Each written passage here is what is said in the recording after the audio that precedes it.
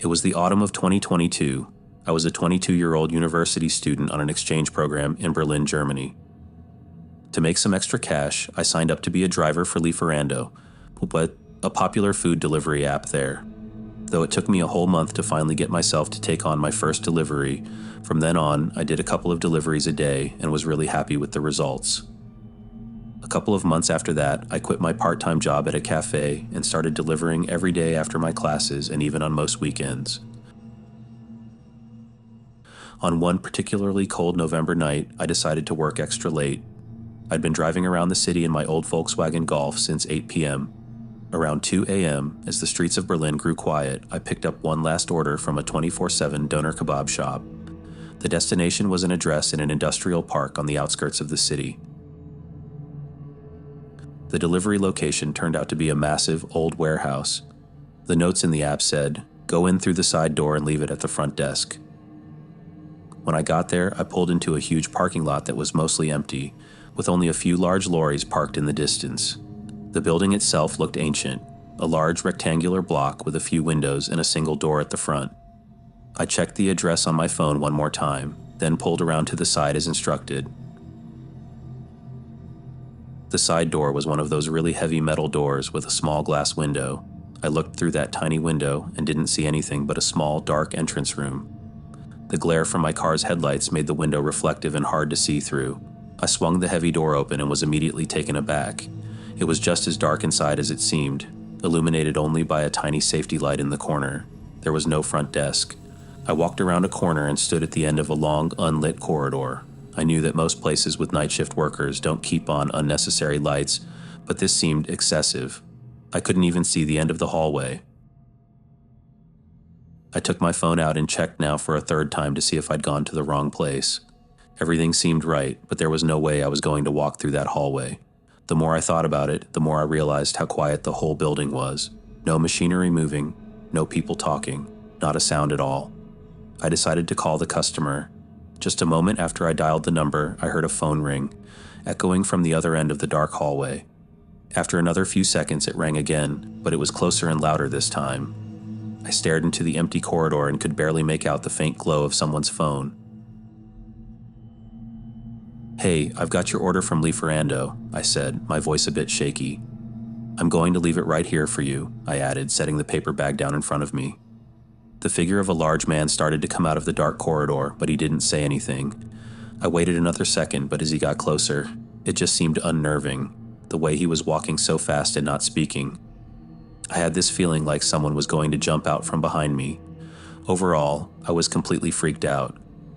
I turned around, walked quickly out of the door, and got back to my car. A few moments later, just before I pulled away, I saw some movement from behind the small glass window on the door. That whole thing gave me chills and had me call it a night and go straight home. A couple of days went by, and on Monday evening, while I was driving again, I got a strange call. It was from the Polizei, the German police.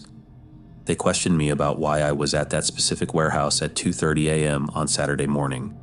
Apparently, they had security footage of my car pulling up. After I explained I was just a Lieferando driver and proved it with the delivery receipt, they told me what was going on. They said that the workers came back from their weekend to find the warehouse, which was not in operation, had been broken into. They found a single bag of doner kebab sitting in the middle of the hallway. Whoever was there had used a fake account to place the order. The creepiest part is that they didn't even take the bag of food. It's pretty obvious that they were looking for something else. I don't know what they wanted from me, but I can only assume that if I had stayed and waited for the man, something terrible would have happened.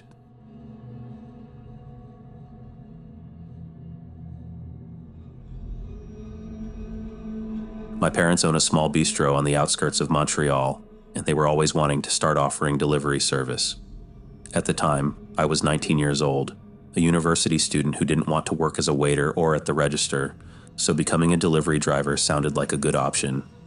This incident happened in late October 2022, after I had been doing the job for a few months and was quite comfortable with it. It was a cold Saturday night, around 9 p.m., when my dad gave me an order to deliver. I quickly got into my old Volvo sedan and started the drive. The navigation app showed the destination was 30 minutes away from our bistro. For our small town, that distance was considered very far. deep into the rural Quebec countryside. As I drove, I began to realize I was entering an area on the edge of the region I had never been to before, even though I still had 15 minutes left to go. I was paying close attention to the increasingly deserted roads. I wouldn't say I was scared, per se, but a feeling of unease began to creep in. The only houses I was passing now were farmhouses set far back from the main road, separated by vast, dark fields. When the navigation app instructed me to turn, the road changed into a long, unpaved gravel path leading directly to one of those isolated farmhouses. Now, I was really starting to get anxious. A remote farmhouse in the middle of the night was the last place I wanted to be. However, I tried to convince myself that I was just spooking myself and that it was just a simple delivery. I drove to the end of the path, which ended and became a small grass field in front of the house. It wasn't clear if I should drive onto the grass, so I parked the car there and got out. The atmosphere was eerily silent. The only sound I could hear was my own footsteps on the grass as I walked toward the house. The porch light was on, but there were no other lights on inside. I was constantly looking over my shoulder, walking quickly. The longer I was out there, the more uncomfortable I became. Just before I reached the porch, I heard something. It sounded like it was coming from behind the house, like the metallic groan of an old barn latch being forced open. Without a second thought, I stepped onto the porch, placed the pizza box on the doorstep, then rang the doorbell and rushed back to the car. I deeply regretted parking so far away. As I ran, amidst the sound of my own footsteps, I began to hear another sound. More footsteps, running fast behind me. I turned and saw 3 men sprinting towards me from the darkness. I tried to run faster, but in seconds, I was tackled to the ground. One of them held me down while another started taking everything from my pockets. I screamed for help, but I knew no one could hear me. It all happened so fast. After they had stolen my wallet, phone, and car keys, one of them kicked me in the stomach. All 3 of them then ran to my Volvo, turned it around, and drove away. I got up and could only watch the taillights disappear down the long, empty road. With no phone and no car, I didn't know what to do other than to start walking towards the main road. After walking for perhaps an hour on that dark road, a patrol car from the Sûreté du Québec, the Quebec Provincial Police, pulled up in front of me. Apparently, my parents had called the police because I wasn't responding to their calls. Long story short, the police found a small barn behind the farmhouse with the remains of a food container from another restaurant inside. They suspect the perpetrators had tried to do the same thing to someone else before. The actual owners of the farmhouse were on vacation in Europe, so they had no involvement. My phone was eventually tracked and found thrown in a ditch not far away. However, my old Volvo was only found 3 weeks later, nearly 600 kilometers away in another province, almost entirely stripped of its parts. Now, it's been over a year, and the 3 men who attacked me that night have still not been identified.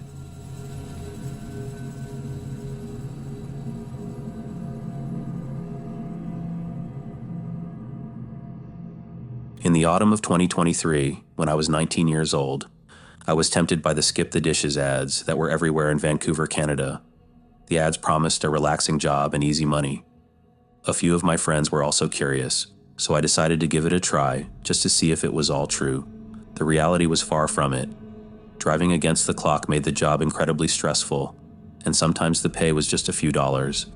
At the time, my only bills were the payments for my used Honda Civic and its insurance, so making a ton of money wasn't a priority. Still, I felt severely underappreciated for the time and effort I was putting in. I was too lazy to look for another job, but after the incident that night, I quit right away. One cold evening, I picked up an order from a Japanese restaurant downtown. It wasn't a large order, just a bag of sushi and ramen for a small payout. On the way to the customer's address, I got a message in the Skip the Dishes app. The customer was asking for my location, followed by another message telling me to hurry up. I was driving, so I couldn't reply, but I was a bit confused and annoyed. I had just picked up the order a few minutes ago, so there was no way I was running late. I shrugged it off, thinking it was probably a mistake on their part. The address wasn't far, about a 10-minute drive to an older residential area in Burnaby, a suburb of Vancouver. The houses were small and modest. Funnily enough, customers in houses like these usually tipped better than the rich people in lavish neighborhoods. I parked my car by the edge of their driveway and got out, holding the bag of food. As I walked closer, one thing caught my attention. All the lights in the house were off. It wasn't the scariest thing, but it was strange enough for me to take note of. I knocked on the front door quickly and took out my phone to take a picture as proof of delivery. Just as I snapped the photo, a voice shouted, "Hey!" from my left. I jumped, startled. A man was standing at the corner of the house. I awkwardly greeted him. He walked toward me, pulling a shiny key from his pocket. "I don't know what took you so long," he grumbled as he walked past me, then used the key to unlock the front door. I could only stand there frozen in disbelief of what I was seeing. "Come inside. I need your help. And since you wasted my time, this won't take long," he said, holding the door open. I immediately had a bad feeling. No, thanks. I should get back to work," I replied nervously. The man's face instantly hardened with anger. He took a step forward and reached his hand out as if to grab me. I recoiled to avoid his hand and hurried away from the porch. Segment 6. Just as I reached the driveway, the bright glare of headlights washed over us. The man at the door immediately ran to the back of the house, leaving the front door wide open as a car pulled into the yard. As it turned out, they were the actual homeowners, just returning from dinner. The man I had met didn't live there at all, and the homeowners had no idea who he was or how he had gotten a key to their house. We immediately called 911 and explained the situation to the responding RCMP, Royal Canadian Mounted Police officers. Now, everything made more sense. The man probably knew the homeowners could be back at any moment. He wanted enough time to do whatever he was going to do to me before they arrived. I will never know what really happened or what was going to happen to me that night. One thing is for sure, I completely stopped working as a food delivery driver from that day on.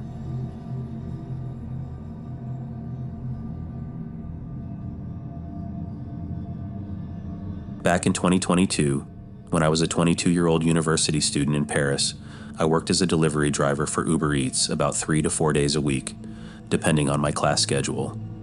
Driving was my relaxing side job, something I did to pay for extra things I wanted, like a weekend trip to Amsterdam or just buying a new jacket. Meanwhile, my other part-time job paid for my more necessary bills, like my apartment rent. Because of that, I never took the delivery job too seriously. If I didn't end up making a lot of money one night, it was no big deal. That night was a cold autumn evening in November. I started working around 8 p.m., right after my evening class ended. By 10 p.m., I had actually made a decent amount of cash, more than on most nights.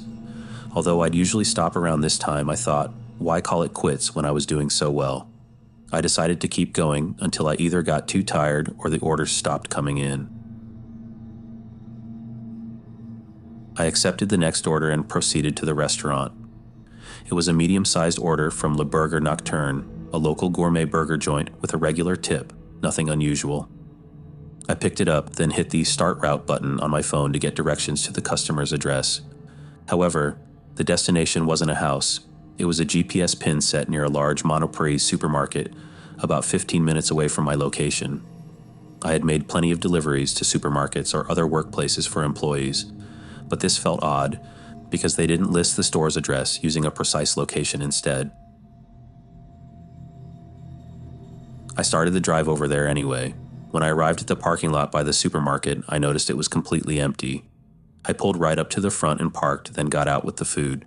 I took a look around, but I was pretty sure the store was closed. I texted the customer, letting them know I had arrived. They replied immediately, saying they were around the back of the building and that I should see them as soon as I rounded the corner. I was definitely skeptical, but I got back in my car and drove around the building. There didn't seem to be anything there, just a couple of cars parked in the far corner by another store. I stopped and looked again, but still didn't see anyone. This was when a serious sense of unease started to creep in. I was thinking this might not be worth it and was just about to turn back when my phone started buzzing. "Hey, we're walking over to you now. Be there in a minute," a man said before hanging up immediately. I looked around again, feeling even more uncomfortable. Something just wasn't right. I made a short U-turn and started to go back the way I came, until someone ran in front of my car, holding their hands out in a stop motion. I braked hard, and he came up to my window. "Hey, you have my order?" I grabbed the paper bag with the order and rolled down the window to hand it to him, but he didn't take it. I felt stupid holding the bag out while he just stared at me. Then I heard a quiet footstep from the other side of the car before the back door was suddenly swung open. Instantly, I dropped the food bag out the window and floored the gas pedal. The man by my window yelled at me to stop. Apparently, whoever was at the back door had jumped into my car as I pulled away. That person reached forward, trying to shift my car into park, but after failing a few times, he jumped out of the moving car onto the pavement. I saw him get up, and both of them ran away as I turned the corner and got out of there. The French police weren't much help. They said they would do what they could, but never gave me any updates. I felt stupid for having fallen for their trap, but I don't think I was the only one. After doing some research, I discovered that just 2 weeks before my incident, another delivery driver had gone missing during an active delivery in Val d'Oise, a region not far from Paris. There were no leads on what had happened, as the driver's car was never found either. I can't help but think that they might have been the same two men, doing something so terrible that I can't even begin to imagine.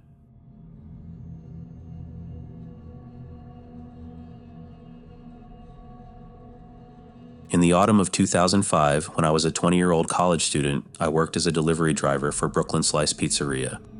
A bunch of my buddies from school also worked there, so it was a laid-back and sometimes even fun job.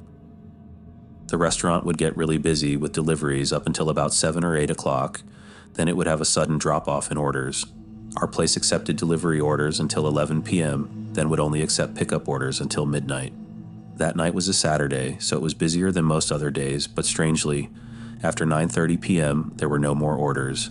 We had someone pick up an order around 10:15, but we had nothing else until 10:50 when the phone started ringing. "Hello. Good evening, Brooklyn Slice Pizzeria," I answered. I waited for a second. I could hear light breathing on the other side, but they weren't responding. "Hello?" I said again. Finally, a woman started speaking. Her voice was quiet and shaky, as if she were terrified. She asked for a small pepperoni pizza to be delivered to her address.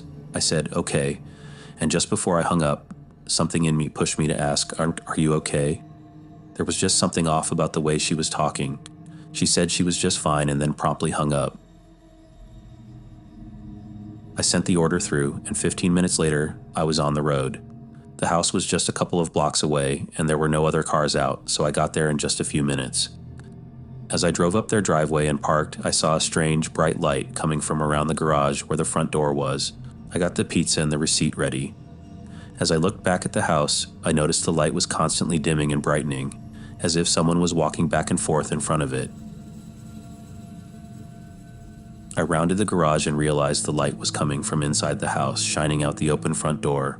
I stepped onto the porch, and before I even reached the door, I heard footsteps rushing down some stairs inside. Then, a man appeared in the doorway. He was a tall, heavily built, and bald man. But what was really weird was that he was completely out of breath. He was taking big, exhausted breaths, and sweat was dripping from his head. Sure, he could have just been working out, but the expression on his face just made it all the more unnerving. He looked angry and frustrated, as if he didn't want me to be there. I don't think I've ever seen someone so unhappy that their pizza had arrived. I asked him if the order was correct, since he obviously wasn't the one who had called. This thought made me think back to the woman on the phone, and connecting the dots created a very uncomfortable scenario in my head. I told him the total was $20 and handed him the receipt. "Hold on, I need my wallet," he said, walking down the hall toward what I assumed was the kitchen. As I waited for a moment, I heard a quiet sound coming from upstairs inside the house. A dull thump, like someone hitting the wall. I heard it again, louder this time. Seconds later, the man came rushing down the hallway, grabbing the pizza box from my hands and throwing a few dollar bills at me, then slammed the door in my face. I stood there in shock for a second, hearing the man's footsteps rushing back upstairs. I couldn't hear much else, so I walked back to my car, processing everything that had just happened. Once I got out of their driveway, I drove a minute down the road, then pulled over. I decided it was best to call the police, the NYPD. I gave them all the information I had and asked them to just do a wellness check to make sure everything was okay at that house.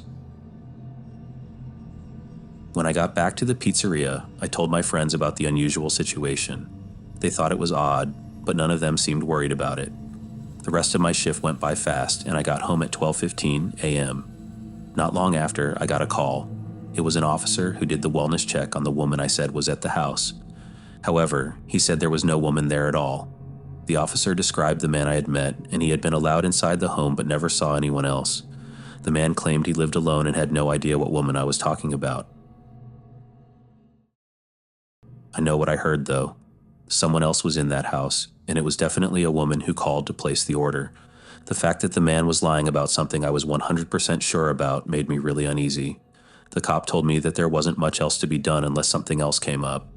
It's been many years since this all happened back in 2005, but I still think back to it.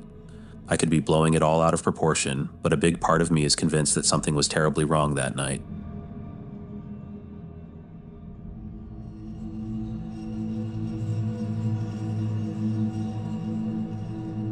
I am a lorry driver for a logistics company in Munich, Germany. Our company specializes in cross-country shipping of valuable goods, usually hauling cargo from Central Europe to the Baltic states, a journey that can take anywhere from 30 to 50 hours. My job is purely driving. I'm not involved in the packing or loading process, so my job is 100% just driving this massive lorry, picking up the trailer, and delivering it to its destination. At the time of this incident, in the late autumn of 2019, I had been working for this company for over a decade and felt like I had seen everything on the European roads. This particular job seemed like any other. I arrived at the pickup address on the outskirts of Munich and hooked up a trailer already fully loaded with antique furniture belonging to a wealthy collector. The total journey to Tallinn, Estonia was estimated to take 35 hours, which I would do with 2 or 3 short rest stops. The most mentally challenging part of the drive is the vast plains of Poland. There's nothing out there, just long, empty stretches of straight road with endless fields on either side. The monotonous scenery makes for a very boring and therefore tiring drive.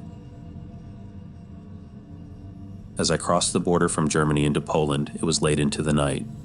I had been on the road for about 22 hours. I had taken a short break a few hours back, but drowsiness was starting to hit me again. My eyes felt heavy, and my eyelids seemed to have a weight of their own.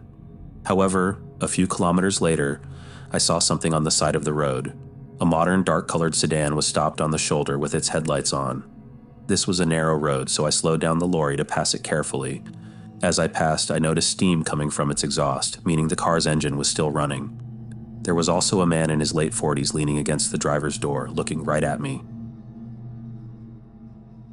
I passed by, giving him a brief nod, but as I got further down the road, I saw in my rearview mirror that he got back into his car. It was very strange for someone to be sitting on the side of an empty highway with a car that was running perfectly. He didn't look like he was in any sort of trouble. He looked more like he was waiting. I checked my mirrors often, but the car's headlights disappeared behind me after a few minutes. The incident made me a bit more alert, but my eyes still felt heavy.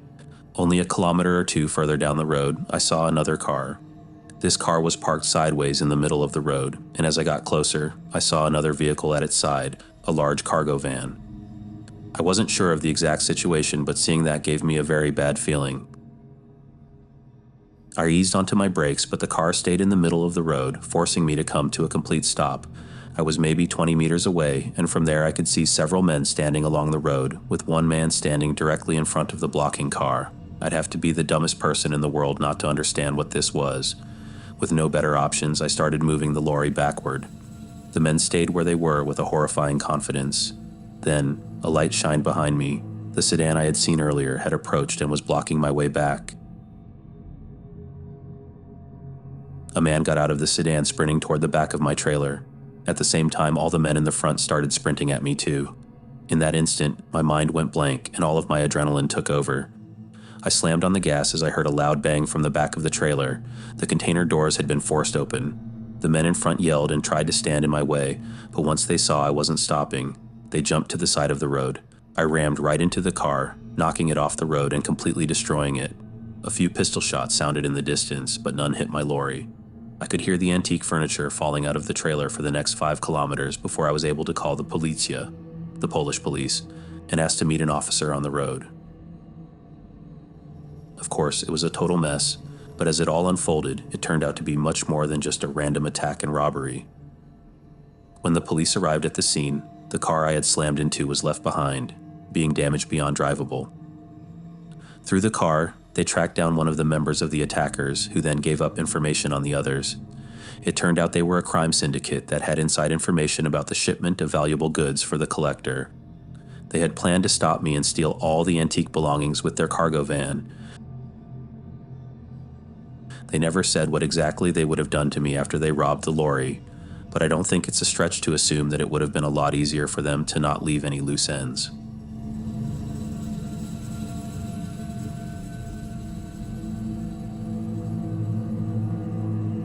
It was a cold night in November 1998.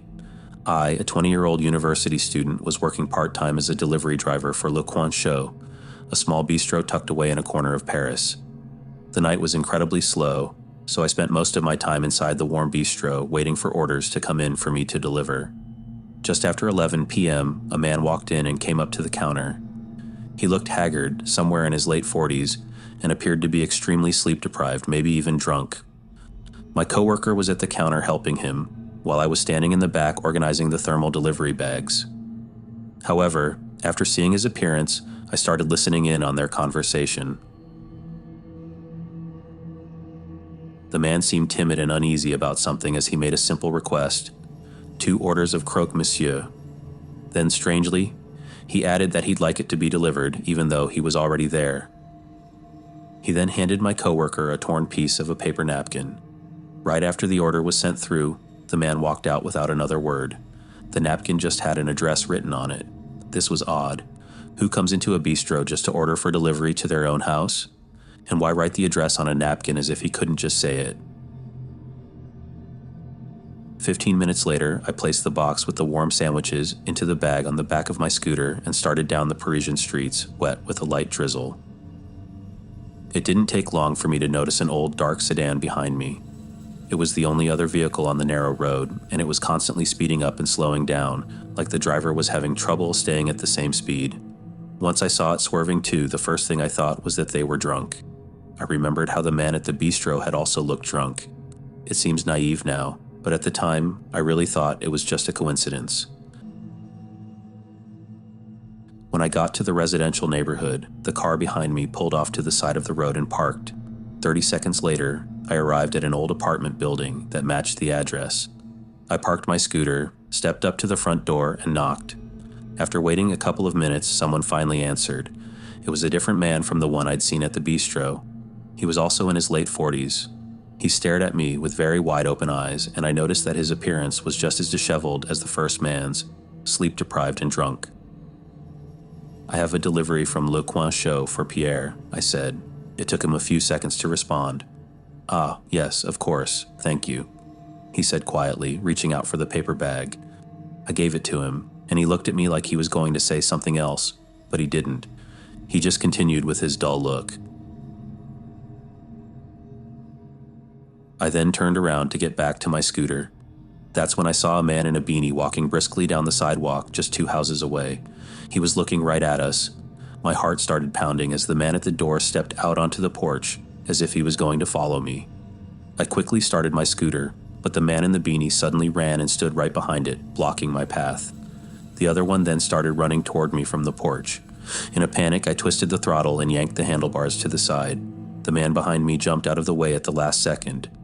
Both of them started yelling and chasing my scooter down the cobblestone street. In the streetlight, it became clear that the man in the beanie was the same guy who had come into the bistro. With them still running at me, I sped dangerously down the street until I could make a sharp turn at an intersection and get away. I stopped at the first payphone I could find and called the police, gendarmerie. Within the hour, both men were arrested for attempted robbery. Their plan was clearly made while drunk. They thought that by ordering at the bistro, we somehow wouldn't think it was them because it was a delivery order, even though we had their name and address. It made no sense. According to the police record, they had pulled multiple robberies before. 2 drunk guys running at me with bad intentions could have escalated into something horrible. I was so grateful to have gotten away without any harm, and thankfully, they won't be able to do this to anyone else.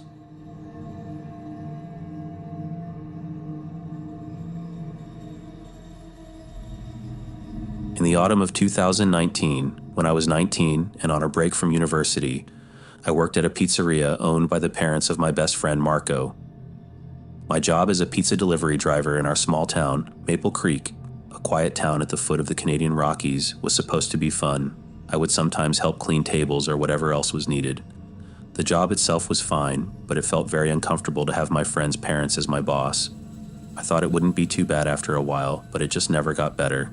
They hated every time something wouldn't go exactly as planned, and they also scheduled me and Marco on opposite days, so it didn't even feel like we worked together, which was the whole point of me taking the job. This happened during my third and final month working there. The night started out as usual, getting a few quick deliveries, but it really slowed down toward the back half of the night.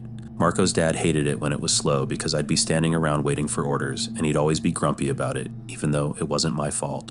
Around 8:30 p.m., which was an hour since my last delivery and 30 minutes until the end of my shift, he picked up a phone call, and I overheard him say that we could still deliver. Afterwards, he made the food, 2 large pizzas, and handed me the thermal bag to deliver. But when I searched the address on my GPS, it was 45 minutes away. Of course I complained because by then my shift was over in 15 minutes, and this delivery would take nearly an hour and a half round trip. But he didn't care. I could tell he was just upset about me waiting around, which, again, was not my fault. But after a brief argument, I did as he said and got into my old Honda Civic. A 45-minute drive was pretty far away for our small town, so I had no idea where this address was. By the time I was 2 minutes away, it was just before 10 p.m. There were no houses nearby from what I could see, until the last minute of the drive when the GPS had me turn down a small dead-end street that led to a row of about 6 houses. They all looked old and outdated, and they were the only houses I'd seen in the last 5 minutes of driving. I slowly passed by each house and looked at their numbers until I found the right one, then I parked on the street right next to the driveway. I'm not gonna lie, this place gave me some spooky vibes. It was so far from everything, and the houses themselves were just old and creepy. I got out and brought the thermal bag up to the doorstep, then rang the doorbell. Nobody came to the door, so I tried knocking. It was late and I wanted to get this over with, so I was getting impatient. As I waited, I looked around. The street had no cars on it or in any of the driveways, and none of the lights were on inside any of the houses. I carried the pizza bag back to my car and called the customer's cell. They didn't pick up, so I just sat in my car and tried to think of what to do next. They hadn't paid for the food yet, so I couldn't just leave it on their doorstep. Then I saw a light move around inside the house. I got out and saw the light move through the downstairs windows and over to the front door. Then it turned off. A second later, the door opened. There was a young man, maybe in his mid-20s, standing in the doorway holding a large Maglite flashlight in one hand and a paper grocery bag in the other. I walked up and asked if he had ordered the food. He nodded and apologized for taking so long to answer the door. I said it was all right and tried to hand him the bag, but he just held up both of his hands to show me they were full. Then he asked if I'd kindly put the food on the kitchen table for him. I wasn't sure if he was joking or not at first because he easily could have just put the flashlight or grocery bag down for a second, but then I realized he was serious. I peeked around him, and from the short entryway, I could tell that there was something off about this place. It was dusty all over and it looked empty. Once I saw that and thought about the flashlight being used instead of the regular house lights, I was almost sure that this place was a vacant house. The man was still looking at me and waiting for a response. "Sorry, I'm actually in a rush," I said. "If you could just pay really quick, then I'll leave the bag right here on your porch." He didn't like that answer, and he showed it with his face. He set down the grocery bag and took one step out of the doorway and onto the porch. I backed up so as to not be too close to him. There was something in his eyes that told me he was about to do something, and I wasn't going to wait for whatever that was to happen. I dropped the pizza bag and sprinted for my car, driving away as the man watched me intently from the porch. I was shaking for most of the drive back, unsure of what could have just happened. Of course, though, when I told Marco's dad about what happened, all he seemed to care about was that I didn't make the man pay. For that reason, I just quit right there on the spot. I knew my friend would be upset, but I'd had enough of his parents being dicks to me for doing nothing wrong. After that, I was pretty heated and was thinking more about that than I was about the man who lured me to a vacant house and likely tried to rob me, or even worse. Being so distracted, I never called the police, not until it was too late anyway. Thankfully, I wasn't dumb enough to go inside the house, though, because if I had, I probably never would have returned from that delivery.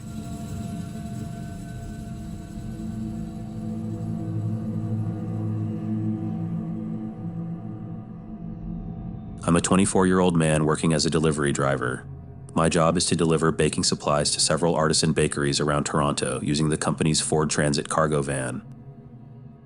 This incident happened on a cold night in April 2025, just 4 months ago. The time was 11:30 p.m., and I had just finished the last delivery for the night.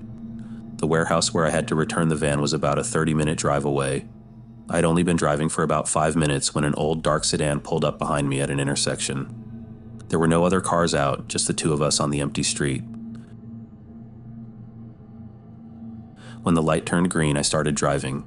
It wasn't until a few more minutes down the road that I realized the car was still stuck right behind me. This was strange because I was driving a big, slow van. Most people would have just overtaken me, but they didn't. I wasn't worried at first, but the situation became odd. As we continued driving, their headlights steadily got brighter and brighter, until they were so close that the light was being blocked by the back of my van. They must have been just a foot or two away from my bumper. The lane next to me was empty, so they could have easily gone around. Instead, they chose to tailgate me, which finally started to make me nervous. I slowed down at a stop sign, planning to turn just to get away from them. But just as I stopped, the car behind me bumped into my van. The impact wasn't severe, but it was enough to shake the whole van and push me forward a bit. I knew it must have caused some damage. I put the van in park and was about to get out to check, but a man was already at my window, smiling and motioning to talk. As I opened the door and stepped out, I saw two other men standing near the back of the van, both of them staring at me. The first man started making excuses as we walked over to look at the bumper. However, it became obvious that he was very drunk. His words were hard to make out, and he didn't seem bothered at all about crashing into me. The other two guys also looked intoxicated from the way they were moving. The damage to my van and his car looked a lot worse than I had thought. I asked the man for his insurance information and turned to get mine from the van. When I got back, none of them had moved. I asked again, but all three of them just stared at me without saying anything. There was this chilling, silent moment of me looking at them as they stared back, and that's when my heart started racing. I turned to run back to my van, but I instantly heard their footsteps rushing up behind me. I didn't even make it to the door before one of them grabbed me and shoved me hard against the side of the van. The man holding me was making threats while the other two went back and forth, piling things from my van into their car.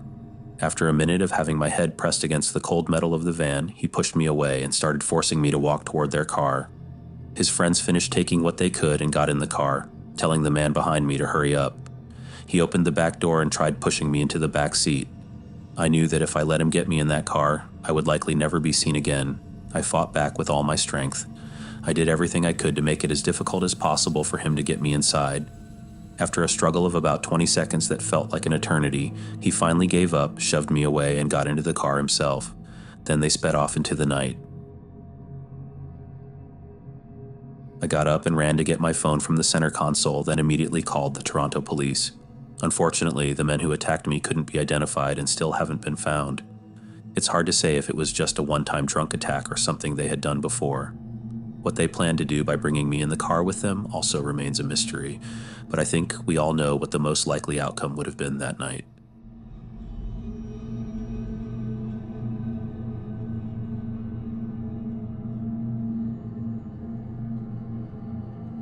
This happened in the autumn of 2018. At the time, I was just 19 years old and working part-time at a pie shop called Highland Pies in our small town in Scotland. I'm not sure if strange things had been happening before this, but as far as I know, everything started and ended on this one night. My best friend, Liam, and I worked the night shifts at this pie shop.